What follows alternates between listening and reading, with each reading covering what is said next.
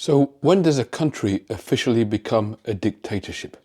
When does it finally cross the Rubicon to have left the world of democracy and formally become a dictatorship? Well, in my experience and through the studying I've done, it seems to be a two-step process. And it involves the extent to which the media remain independent or finally end up fully in the hands of the government. At that point, there is no democracy because there is no free speech, there is no opinion, there is no criticism of the government. Everybody is owned by and working for the government at that stage. Because once the mouthpiece is owned by the government, then there's only one truth that is allowed anymore. And at that point, we cease to be a democracy and we're in a dictatorship. And now there's a two-stage process. The first stage is the stage of preemptive capitulation. Now we've seen this happen in Russia, in Hungary and in other countries where at the beginning, when dictatorship is spoken about and there are some people who look like they're going to bring it about, automatically, before it's formalized, some more obsequious businessmen and other media owners start to kowtow down to the leader and relinquish all of their independence and hand it over to them. And we already saw that as the 2024 election approached and beyond. We saw the way in which Jeff Bezos and the Washington Post decided that they weren't going to run an editorial supporting Kamala Harris, and they decided instead to be silent on the issue, something they've never done in the decades and decades in which they've existed. They've always been clear about who they support. Jeff Bezos stopped them from doing that. They wanted to do that, but they were stopped from doing that. So they abandoned their responsibility to their readers at that point. And since then, it's just continued to the point where a number of editorial staff and other principal journalists have left because they've been told that they are not going to be covering some of the criticisms anymore. They're going to be covering it from different standpoints. So Washington Post has clearly already prostrated itself before the coming regime. Now, same happened with LA Times. They already also capitulated before the election. They would not allow an editorial to support Kamala Harris, and instead they pulled the editorial in the same way, and again many people from the editorial board resigned and left in disgust as a result. But the paper remains with those who are willing to continue in it. We've seen that the owners of MSNBC have decided to sell it off, put it out to the market, and who knows what will happen, who knows who will buy it and what direction it will go. But as soon as the election was called, they decided we don't want this property anymore, we're going to bow down to the leader and no longer have a channel that is forthright and unafraid in its criticisms of Trump. So they decided to hand that off to the free market, and we'll see what happens with that. Its future remains uncertain very much. A couple of weeks ago, the White House banned the Associated Press from the White House press corps.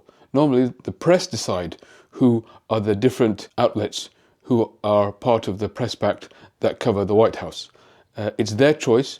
The Fourth Estate is their prerogative, but this time the White House is actually saying, no, we are going to choose who comes in, and we want the Associated Press, a regular, honest bastion of reporting for decades and decades that is seen and respected around the world as a source of information, just straight up information for people. They banned Associated Press from attending. And what's worse is that the rest of the press pact didn't leave in protest.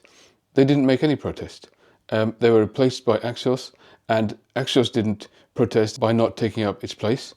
They allowed the White House to call the shots, and they just let them get away with it. Now, this is all forms of preemptive capitulation. And as I say, there are echoes of exactly this from Russia 25 years ago and from Hungary more recently, who have been moving in that direction, curtailing press freedoms, reducing press ownership to a smaller and smaller number of oligarchs who essentially answer to and are controlled by Orban and his leadership. And that's exactly where we're headed now. That's the sort of stage one. Now, stage two is when we cross the Rubicon into full-fledged dictatorship. And that's when journalists start getting arrested. Like, for example, in Russia, from 25 years ago, when Putin first came in, he started arresting journalists who disagreed with them, or worse, killing them. And we know there are great heroic journalists, people who have covered him, like Anna Politkovskaya, like Alexei Navalny, who died as a result of their willingness to speak up against him. But there are many, many others in jail. Currently, there are about 22 journalists in Russian jails, arrested purely for the crime of speaking up against the government. There is an international league table of countries that have jailed journalists for speaking out against the government. In total around the world, there are 320 journalists said to be imprisoned just because they spoke out against the government. And many of them are in China, which is the largest number of people there, but there are also countries like Belarus and Iran and countries all around the world.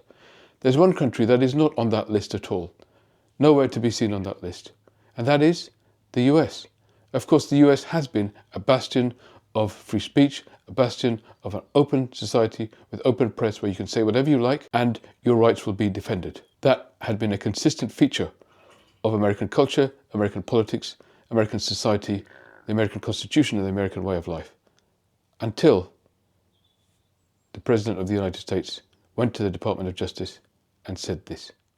In a highly political and vitriolic address at the Justice Department's Great Hall, the president called out his critics by name, accused them of breaking the law, and vowed to exact revenge. These are people that are bad people, really bad people. They tried to turn America into a corrupt, communist, and third world country. As the chief law enforcement officer in our country, I will insist upon and demand full and complete accountability for the wrongs and abuses that have occurred. What a difference a rigged and crooked election had on our country when you think about it, and the people who did this to us should go to jail. They should go to jail. These networks and these newspapers are really no different than a highly paid political operative. And it has to stop. It has to be illegal. It's influencing judges, and it's really changing law, and it just cannot be legal. So he's in the Department of Justice itself, speaking to the officials of the Department of Justice and telling them that networks who criticize him should be illegal. It should be illegal for networks who say things about him that he doesn't like. And he's also saying that his enemies who he doesn't like should be arrested. He's telling them directly what to do. Now let's not forget who are the people in charge of carrying out those orders. Can we have faith in them? For example, Bill Barr was his Attorney General at the end of his first administration, and Bill Barr refused to carry out certain of Trump's orders when it came to denying the election and tried to overturn the result, as a result of which Trump sacked him. Now who is his Attorney General? It's someone called Pam Bondi. And what was Pam Bondi's primary qualification for this job? It was the fact that she was his personal lawyer going to the courts to defend him in his attempt to overturn the 2020 election. She was actively engaged as a legal representative of Donald Trump, arguing to the courts about overturning the 2020 election result. So we know where her loyalties lie. She was only appointed for those loyalties, and we know what she will do with the power she now has as Attorney General, and how she will respond to those instructions that Trump just gave.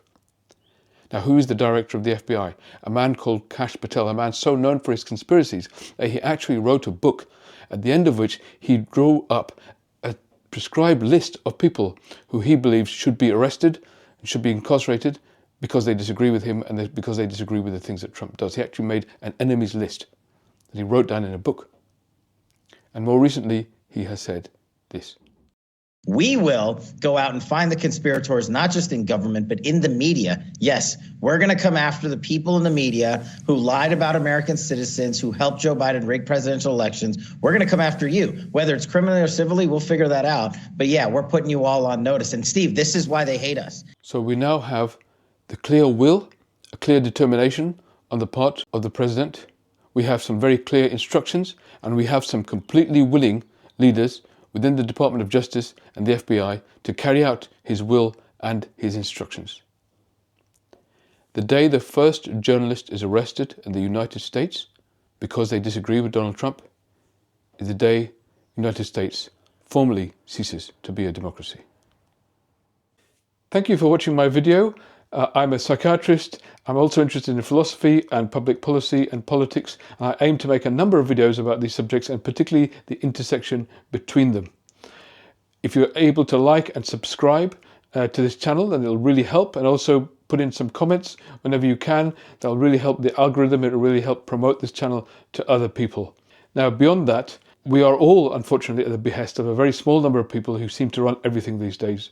And we are all at the whim of a tech oligarch who could decide tomorrow to end a channel like this because it's not in their favor. And because of that, I've set up a kind of email newsletter, which you can subscribe to. At the top of the channel, you'll see a web address. Please go there and subscribe to my newsletter. That way you can stay in touch with the videos I'm making. At least we can keep the content flowing. So I hope you can do that. And I hope we can keep talking and also gain clarity, not just about what's happening right now, but how we can get through this, how we can improve things to make a better tomorrow together. Thank you.